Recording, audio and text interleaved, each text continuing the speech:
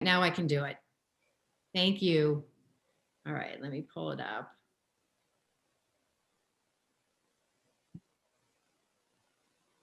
Okay. So as I was explaining to you guys, this is very much it's the culture of Juice Plus, in my opinion. The book is great. I'm just going to do a really high level overview of what it's about. And there are 6 habits that he promotes in the book. And so I'll briefly go over each of those habits. But I just want you to get a taste for it so you kind of get a feel for the authenticity, how organic this is. It is our culture. I can't say that enough. So these are quotes from him, from Steve Yastrow. Ditch the Pitch gives you all the tools you need to engage in fresh, spontaneous, persuasive conversation that helps the customer make the decision to buy. You'll learn how to create conversations and communications specifically created for each customer, unique to that customer, to craft the right message for the right customer at the right time. All right. So he spends a lot of time in the book talking about, and in the trainings he does, the difference between a pitch and a conversation. And this really sets the whole platform for what the book is about. So a pitch is based on convincing and cajoling somebody else. It's like coaxing, flattery. You're kind of manipulating the conversation with your outcome in mind. It's planning what we're going to say in advance, and we're trying to convince the other person why they should agree with us. Does this sound familiar to anybody?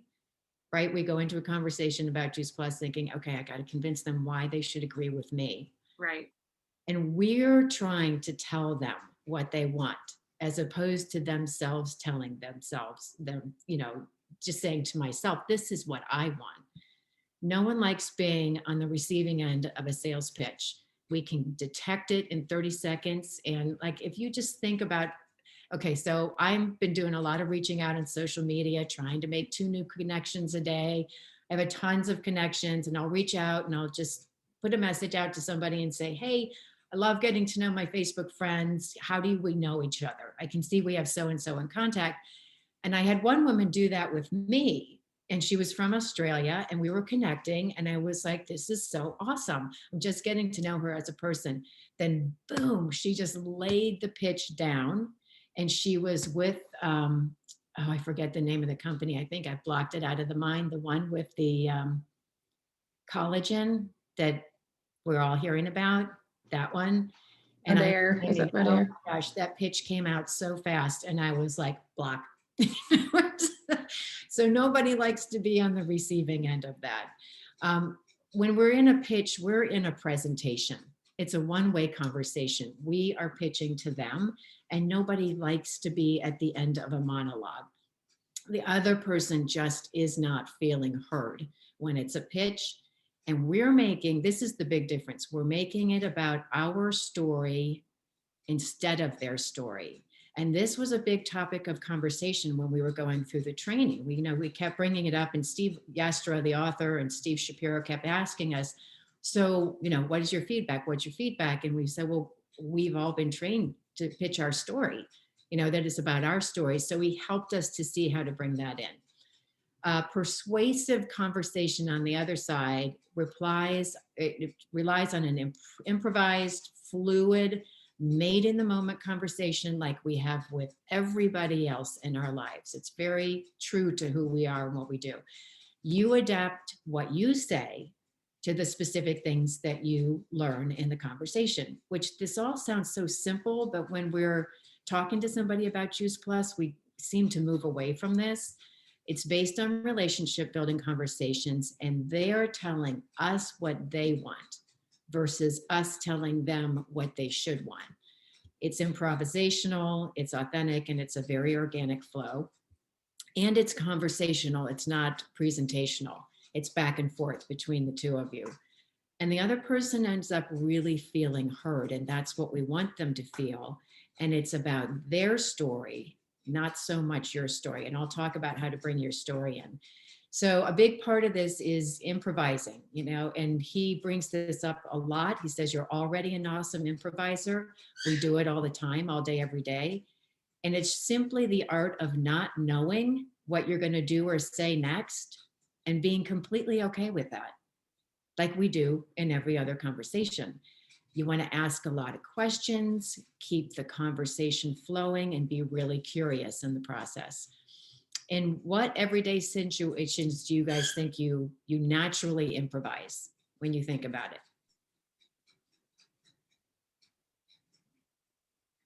Well, you naturally improvise every time you're with a friend or you're meeting someone for coffee, or even with, people who are coming to your house to work at your house. I mean, you're just, you're getting to know them, you're telling them what you need done, and you're just usually asking about them. You're not pitching.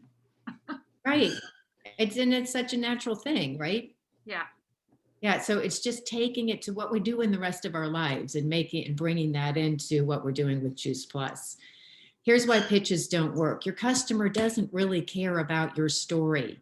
They care way more about their own story. They care about your story to the extent that your story will impact their story. And that's one of the habits that I'll talk through. If you're pitching, they're going to stop listening to you. You're going to lose them. We sense it immediately and we tune it out. And your customer wants to talk. People love to talk about themselves. And I think sometimes we forget that. And sometimes I know for me, I'll speak to myself. I like to talk about my life too. I like to share my life as well. But this is just being really cognizant about the fact that you're making this conversation about them. There's a very slim chance that your pre-scripted pitch is going to match their needs. So you want to find out what their needs are first. And you're making the customer do the work of attaching your features and benefits to their needs when we're pitching. Does that make sense? We're making them figure out how to attach our features and benefits to what their needs are. We make them do that work. We really need to earn the right to be heard by jumping into their world. That makes a really big difference. And so he goes through 6 different habits, and I'll briefly go through each one of these. Think input before output, size up the scene, create a series of yeses, explore and heighten, focus the conversation on your customer, don't rush the story. It's that simple. So the first one is to think input before output. Before any conversation, you guys, I do this all the time now. Say to yourself, I don't really know what's going on here. Instead of thinking you do, you know how we always say, don't tell somebody else's story for them? It's that. It's wiping your slate clean mentally and just saying, I don't know what's going on here. I need to let them say to me, let them tell me their story about where they are. And you want to focus intently on listening before you speak, just asking questions, being curious. And he always says, good improvisers are the best listeners. So think input before output. You want to go into this really alert, be very present to the conversation, push your distractions away. A lot of times we listen so that we know how to respond, right? So we may listen to a piece, like my husband and I talk about this all the time. I feel like he listens to a piece of what I say and then he tunes out and he's already got the answer and the response and he hasn't heard the full thing. And I'm always like, stop talking. I didn't finish what I said. And so that's what we're trying to offer them. Notice every clue that they give you, how they're feeling, where they're coming from, resist their distracting thoughts and the temptation to multitask, which is so easy when we're on Zoom. Resist analyzing what you're going to say next. And then we want to say less to notice more. And the other habits pick this up a little bit. The quieter you become, the more that you're going to hear. And so it's really more about getting them to talk more than you are. People who speak more than 50, this is a huge study, people that speak more than 51% of the time in a conversation are more satisfied with the conversation. And think about how you feel when you're on the receiving end of a monologue. You just want to back up, right? You want to move into a corner. You want to turn down the analytic brain that's analyzing constantly. What do I say next? This. Just quiet it and just really be alert and present to what they're saying.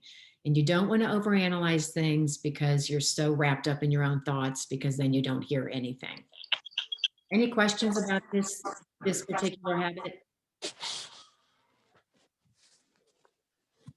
Okay. I don't have any questions, but I have an observation because I've truly been engaged in that. Wendy Campbell said the person who has the most conversations on their calendar wins. Mm-hmm. And out of that, I have been asking and telling, because a lot of my gatherings are kind of Facebook right now, although insane as I should look at other things.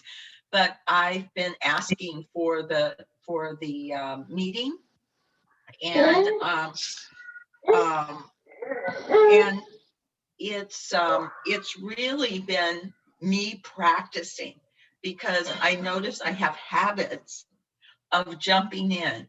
And I think sometimes as women, we think that bonding is that place where we go, oh yeah, and that's me, and boom, boom, boom, boom, boom, boom, boom, boom, boom, right? And I'm really like, I have stickies all over the place, reminding me that that is not what I'm there for. But it is a habit. It's kind of like telling your grown-up kids what to do. Yes, it is. And I, Margaret, I totally agree with you. I think as women, when we can find a connection, we jump on it because we're seeking that, we seek that bond. But yeah, I totally understand what you're saying. Okay, habit 2 is to size up the scene. You want to know who you're with. Think who before what. Focus on their character, their personality, their motivations, and their interests. Just as you're listening, think about those things behind the words. Remember, and I love this line, you're walking into the middle of their life story. Let them tell you about it. You also want to understand the context of the conversation. What are the issues they're facing right now? Are they having issues at home? Are they having issues with their job? Are they having issues with their health? What's going on in their personal life and their business. Let that curiosity drive the conversation. And you want to listen for the game. Be aware of the tone and the mood of the conversation, which I love this. And we talked about this in the training. I can move pretty quickly in a conversation with somebody, but there are people who need to process a lot as they're going along in a conversation. And so you want to adjust your speed and your tone to theirs so they're feeling comfortable in the conversation. What is more engaging for them? Is it fast, quick, let's keep moving, get to the facts? Or is it, let's connect on a deeper level? They need time to process and slow down the conversation. Are they emotional, or are they being very logical and analytic in the way they're approaching it? Because you want to match that. Okay, so then habit number 3, you just want to create a series of yeses. A good conversation is a series of yeses, a flow back and forth that moves forward through continual affirmation and mutual agreement. Say yes and instead of yes but, by responding to what your customer says. So even if you disagree with them, hold on one second. Even if you disagree with them, if you say yes but, big red light right there. You're negating, who they are, where they are, what they're thinking. If you say yes and you bring in maybe a different, more supportive perspective of where they are, you're keeping the conversation flowing. Work with what you're given rather than resist the unpredictable things that might happen, accept and embrace the new situation. So this is all common sense, but I think a lot of times we enter in a conversation with somebody, we have an agenda, they don't respond the way that we want them to. Here's a perfect example. I'm signing up a new partner that has been on my dream team for 12 years. She just got signed in today, and it has taken 10 days for us to get together to make this happen. She's got a list of people, she's ready to go. But if she kept canceling and I got upset about it because that wasn't my timing, then I could have put that out towards her. She'd pick up on that energy and I could put a stop to it. Stay in their flow and go with the way. I always believe timing is perfect. It's out in timing. It's not, took me a long time to figure that out, but I'm much more at peace when I do. Okay, habit 4 is to explore and heighten the conversation. Like I said, yes, but is no. It's a red light. It upsets the flow of the conversation. You can replace the word with but, the word but with and, or just leave a pause. Yes, and is a green light though. The more conversation flows, the more likely your customer is to share information with you that matters and engage with you. And you want to keep your eye on what matters most, and that's maintaining your conversational momentum and strengthening that customer relationship. Any other questions or comments right now? I'm going to just pause for a second. Okay, great. Okay, this one, I just love this one. When I heard this, I was like, oh my gosh, how great would it be on the receiving end of that? Focus the conversation on your customer. Ensure that your conversation's focused on the subject that's most familiar, natural, and important to your customer, and that is themselves. People love to talk about themselves. Practicing this is the best way to help a customer understand how they will be better off if they work with you.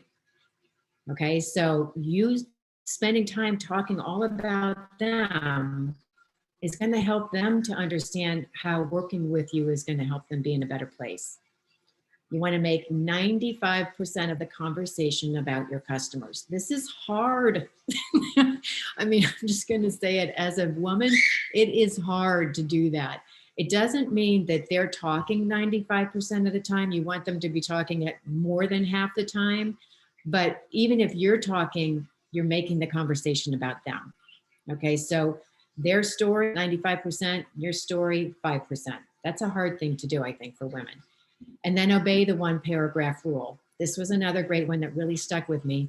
You want to share information in small pieces. So we may have an idea of, we get the opportunity to share. We've heard a lot. We've collected a lot of information, and we want to share everything back in one fell swoop, right? What he recommends you do is give them a piece of information, keep it to a paragraph, stop, ask a question, get the engagement going again. Dig deeper, and then you're going to know what the next thing is to share. And I've got an image for this that really stuck with me.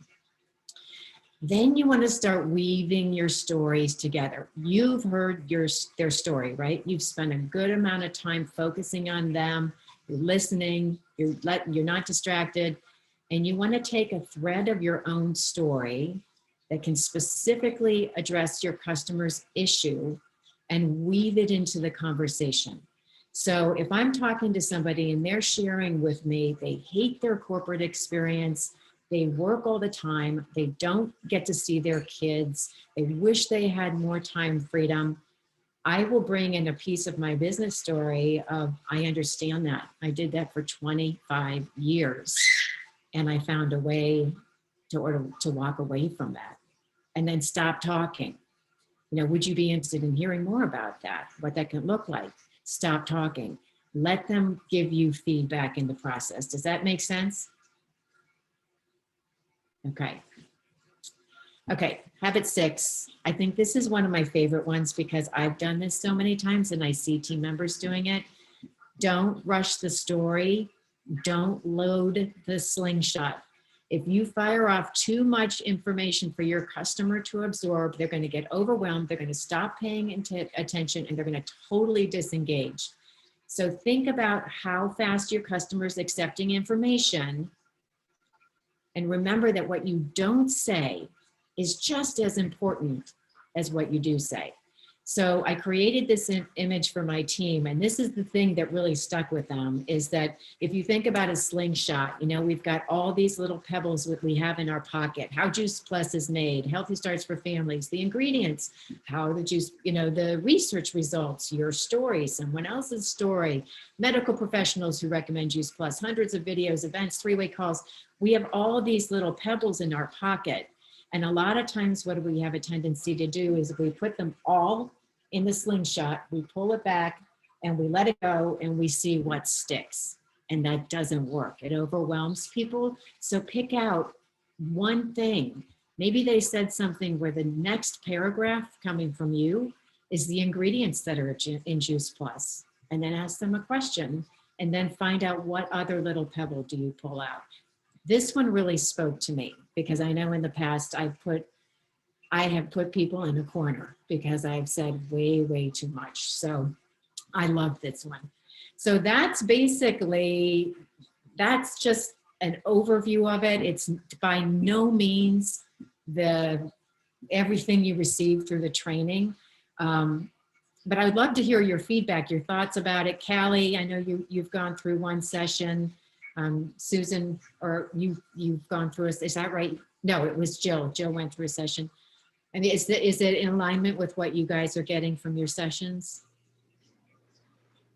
Yes, and I love it. And I'll just say that, like, I had an instance last week. I met a girl at CrossFit and I had invited her to lunch. And my family talked about her at 5 a.m. CrossFit because they go to a different class than me. And so I heard all about this Bailey girl. And so I wanted to meet her.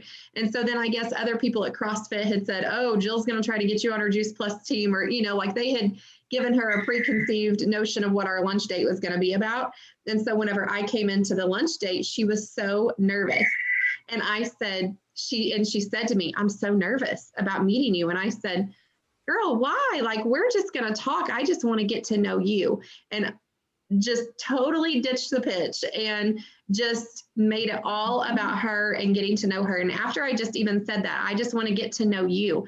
I just want to know, my family loves you. I want to know why they love you. Like, I can tell you're already so great. So I just want to get to know about you. And I could just feel like the pressure, just like, oh, like, okay, she's not going to try to sell me anything.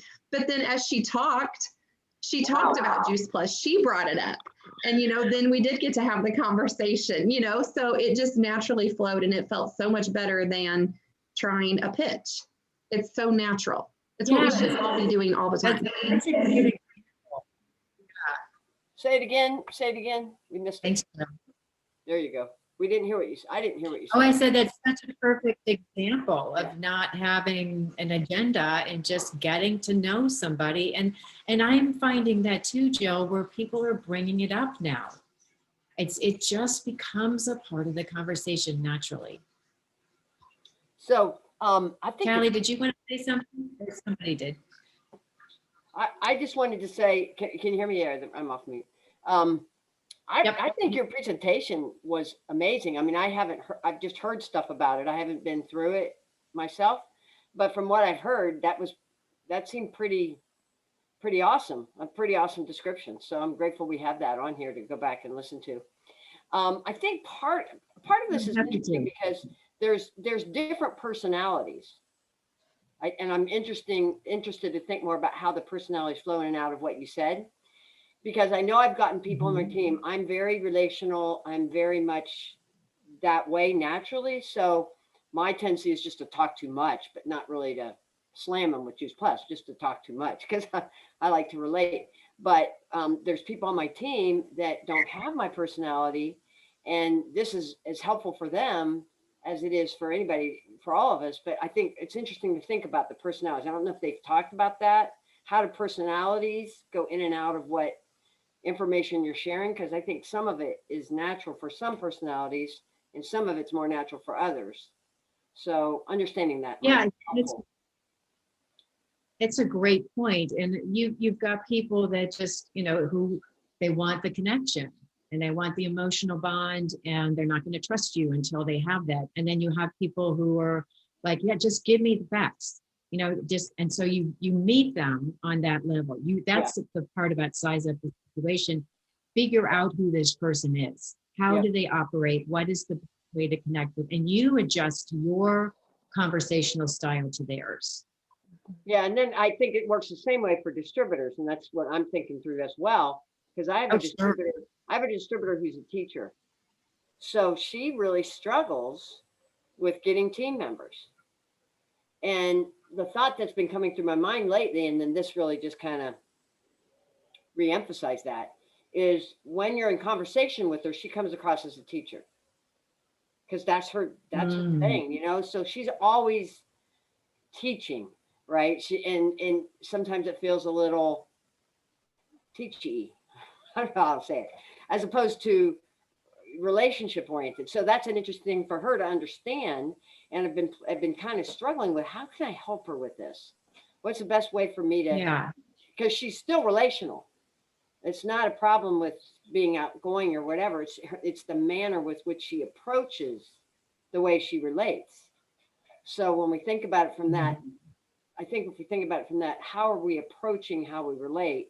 That might be helpful to understand more about how to utilize. If I'm only understanding it from what you just shared, I haven't read the book or anything. So, but that's interesting. Yeah, I have a teacher in my team who's a QSSC, and he's going through the program right now, and he's coming up with all kinds of insights because of that. Yeah. I think reading the book would help her tremendously. Yeah, I think I'm gonna just get that. That's cool. So I think one of Yeah. the things that came up on my call yesterday applies to this, Susan, which is fun, and y'all can relate because Guy and Cheryl were on my little group yesterday, and Guy has done some improv like in Chicago at some of these places that Steve Yastra was talking about. And so part of it is talking about just how this is improv, and like Deni was just mentioning, you're sizing up the scene. Like you find yourself, you're dropped into the middle of this scene. You're in the middle of somebody else's life story. They're already all caught up in their own story. They have their backstory. They have their, everything that's going on. And you're like dropping into their world in this moment. And you have to size up the scene and figure out what's important to them. Are they having a good day? Are they having a bad day? Do they want to talk? Do they want to get to the chase? Like, do they need loved on? Like, you're sizing up the scene, and then you're going to go from there, and you're creating this relationship with this back and forth. And so it was really funny because Guy said when he did improv, he said he was always pegged as like a terrorist because of his accent. So because he had an accent, everybody's like, okay, then you've got to be the terrorist. And he was like, why do I want you to be the terrorist? But it's like you make those decisions, and then you decide what's going to happen in the conversation based on when you size up the scene. So when he enters the scene and you hear him open his mouth, you are like, you kind of figure out where it's going to go from there. And I think there's a lot of just really good tips and ideas, and it's things that we've talked about, but it's cool to pull it all together and give us a common language and think about it in some different ways. And one of the things I think is really fun that I've been doing with my team is, and y'all know this already, but just repeating back what somebody says, using that verbiage, like, I heard you say this. And Steve talks about this study that was done with waiters and waitresses, and one group just took everybody's order and wrote it down. And the second group wrote down the order and then just said, okay, so you're going to have a baked potato and a steak and broccoli, and you're going to have the salmon and whatever, and just repeated the order back to them. That's the only difference. And those servers had 68% higher tips because the people that they were serving felt heard. Yeah. And so again, like in a conversation, this is our servant heart of our culture, is we want them to feel heard.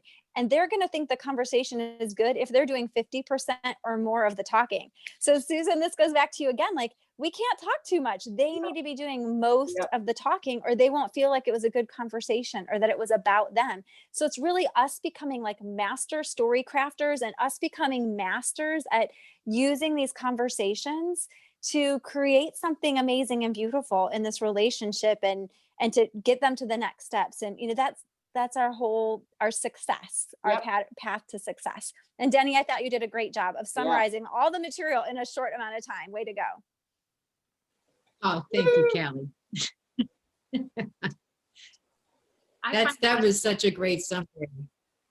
It was a great summary, Deni. And I find that so often, with Juice Plus, we've been told, you want to seek to see if there's a need that you can fill.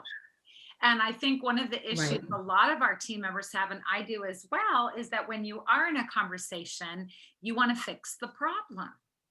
And this Mhm. isn't about fixing the problem. This is about continuing to ask questions, I feel, to help them say, oh, you can help me fix my problem, rather than I'm telling them I can fix their problem. Do you know what I'm saying? Right, Yeah, right.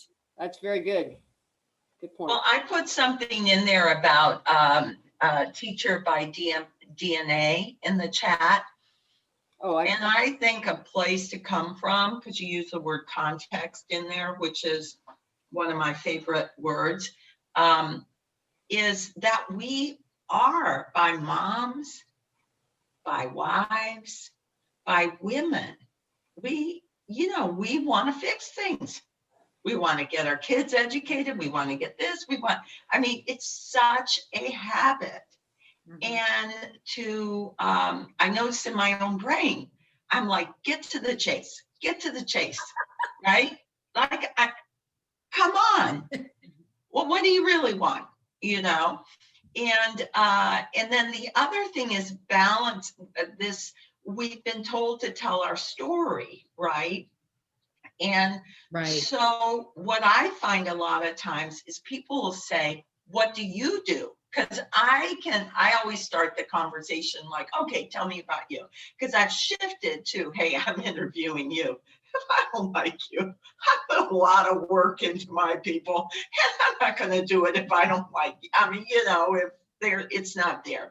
So of course I don't say that, but I'm like interviewing people.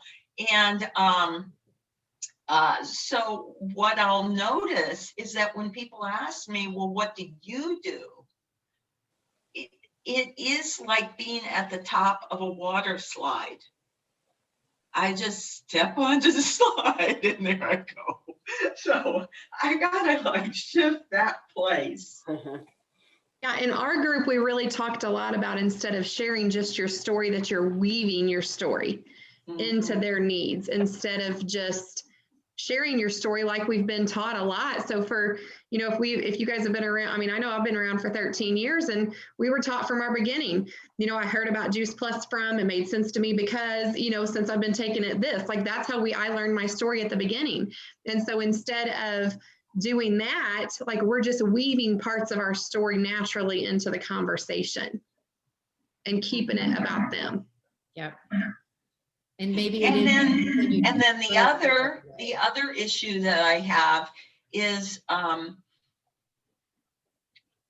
that it occurs to me because I ask for the sale. I am ready for the close, right? From the beginning. I'm always thinking, okay, all right.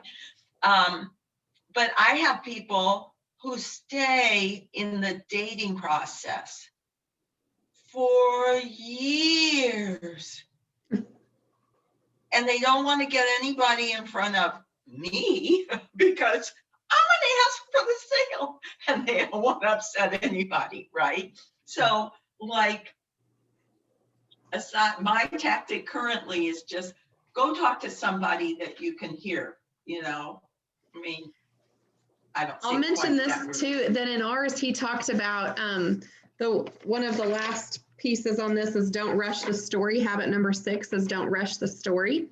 And they talked about in my group that we were a part of, our NMD group, that the average, when I think I first started, the average amount of times it took somebody to hear about Juice Plus before they said yes was 5 to 8 times. Now it's up to 16 because we are hit with over 5,000 marketing things per day. You think about us on social media, we're hit with over 5,000 marketing things per day. So it's taking people longer. And he says the worst thing you can do is rush the story. So building the relationship along the way. I'll amen that, because yesterday I was talking to a good friend she's young, mom of 2 little ones, and she takes Juice Plus. They love Juice Plus, and she's already got a couple home-based type businesses. And she told me about how she added on eyelashes, right, to her clothing business. And so I'm like, do you know how easy it would be to add on Juice Plus, right? And have people look beautiful inside and out. Oh, Margaret, she said, Do you know how many people approach us every week with joining their business? Now, and then she said, we get at least 2 a week. What? And I was like, how could that be? Except it's my friend. So I mean, maybe there's a little exaggeration, but anyway, I'm just adding that just happened yesterday, and she loves me and loves blah, blah, blah, but that very same thing. So then how do you last 16 times if you have my personality? And quick, tell me, because I'm very old and I don't have a lot of time here. Oh, I know the feeling. Well, and I don't know, Margaret, like I know that as an NMD, you have to be relational to build a business in this business. So that's what he pointed out, that, it may be something that we all need to work on, but for sure our team too, like this is a good learning experience for our teams and taking it to them, because we may have more of that we naturally do, that we, and obviously, Margaret, you're successful. What you've done has been working for you, but there may be something within your team that this is really going to help some of those people. Oh, well, the other thing is, I think are we thinking more about the newer people that we engage with as opposed to those relationships we've had forever? I know I can be more that way, just lay it on you. Look, you need to do this, with somebody that you've known for a long time. But are we really talking about, as we're out there making relationships and getting to know new people, that we just want to give it time, for they trust you, Margaret, they know you, right? So you can say that, but other people don't. You're a normal person, you're going to meet 1-5, even if you're like in Bible study once a week for a year, that's really not that much time. Yeah. Well, I was mostly concerned that somebody else tell them. Yeah. Well, that's what I know will work. Yeah, there's nothing wrong with that. I don't want to be the one. I'm kind of like, they don't listen to me anymore. I'm the mom, I'm the wife. I think that in order to lead people, you first must love them. And you can't love them if you don't know them. Exactly. So that's where I believe. I remember when I first started Juice Plus, I had friends that were in other network marketing businesses, and they would send me messages, and it was all the same message. Like I was being prospected, and I just felt really icky and ooey gooey. And I was like, man, I didn't like the way that I felt when that happened. And I did not ever want anyone else to feel that way about how I would be pursuing them. So, yes, amen. And I was very encouraged, because I think some people are naturally gifted at building. I love people. So I can build relationships all day long. Like I want to get into the nitty gritty, like what makes you cry at night? What brings you joy? What was your favorite childhood memory? Like I want to know everything there is to know about you. And sometimes, but my agenda is never to even get them on my team or get them to purchase Juice Plus. It's just to get to know them. I think people are the most unique, amazing species in the world, So for me personally, so I think for me, it comes more naturally, but sometimes I do get just stuck in that relationship building. But do you really get stuck in that? I mean, is loving someone really ever go in vain? No, I don't think so. So many people have partnered and ordered, years later, because I was just a good friend to them, because they were so grateful that I wasn't like everybody else. Yep. And I don't want to be like, I don't think any of us are like anybody else. I think that we are so above average. Yeah. So I think we are set apart, but I know that some people don't have the gift and it doesn't come natural to them. So that's where this program was really encouraging to me, because I have people on my team that go straight for the gusto. And I don't think it's wrong, if they have the relationship with that person, but I think it's encouraging to know this is a skill and it can be developed. Yep. That was exciting to me. Like just recently, y'all, that's really good. I live in a new area, right? So I'm building relationship, and people ask me what I do all the time. They know what I do. Because we're friends on Facebook, and it's no surprise. But I don't want them to ever think that I'm going to talk to them about my business. No. I just want to get to know you. So my CrossFit coach, he wanted to learn more about Juice Plus. He came to me about it, and we went back and forth for quite some time. So we couldn't get together. Anyways, he wanted me to come over his house. So I get there and he's like, well, where aren't you going to do this presentation? And I was like, no. I was like, presentations are like overviews. and they're boring, and you're not boring. Like, you're unique. So I'm not gonna, what am I gonna present you with something? I was like, no, I'm just gonna get to know you and Sandra, which was his wife. And I was over there for 2 hours, you guys. And they like argued back and forth about who was the most unhealthiest. I was just like, okay, this is hysterical. So, I mean, come to find out, I never would have known all these health conditions. I mean, she had tuberculosis. She was from, I mean, so many things I learned about them. Not, they never asked one question about me. And I just loved it. He partnered because it made sense. Actually, I told him what I take. And I mean, they didn't want to know about the product, so they knew what they were getting into. Yeah, yeah.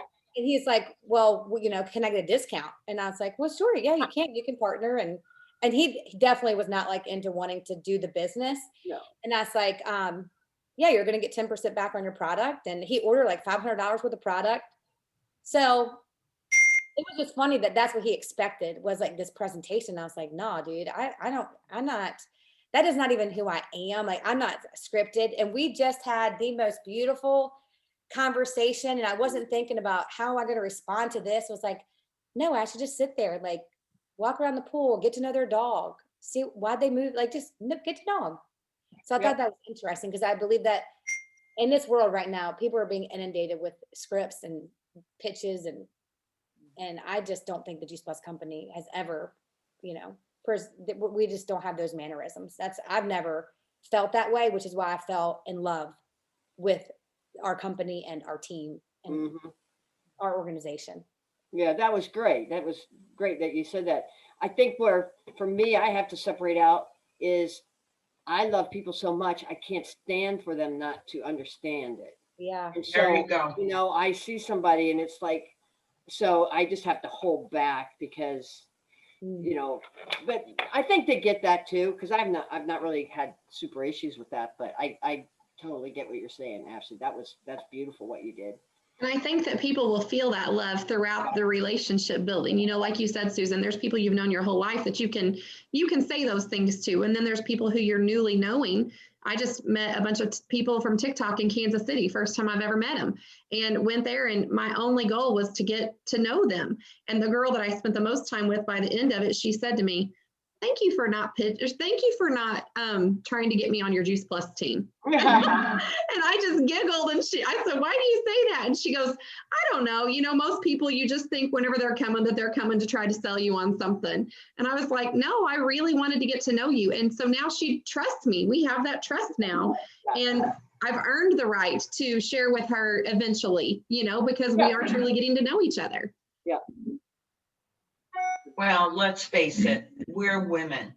We know people out there are trying to get something. We learned that very early in adolescence. Go on that date, somebody's trying to get something, you know. So anyway, just a little humor in the midst of it. I think it's personal growth. And so I really appreciate this. You did a phenomenal job, Deni. And I already texted Steve Shapiro, and the next thing I'm going to say is, why the hell wasn't I included? Why didn't you reach out to me? Do you think I'm chopped liver here? And I am going to tell him that too, because I know him well enough. But he's so great. I've gotten to know him through this process, and I just love him. The other thing I forgot to tell you, and I love this so much, is that the first group of people to go through this training was our home office. They were the first group, and then they brought in a group of NMDs, and now they're expanding from there. But I love that they wanted to internalize this, not just in the field, but they want this to be the language for the home office and the field. That says a lot to us. That does. That's cool. That is, Girls. I feel like like Duana, well, she's been to my house before, so she, obviously we have a friendship, but she always asks about my husband. She always asks about my kids. Like, she knows them by name. Like, they matter. I mean, that's just like the book, How to Win Friends and Influence People. Right. That is a timeless book. And it's all about like doing the things that matter to other people. You know, what matters to other people should matter to you. But if you don't know what matters to them, then well, what are we doing anyways? Right. I don't know. That's why we're here. Yeah, I had an experience with corporate last week. I have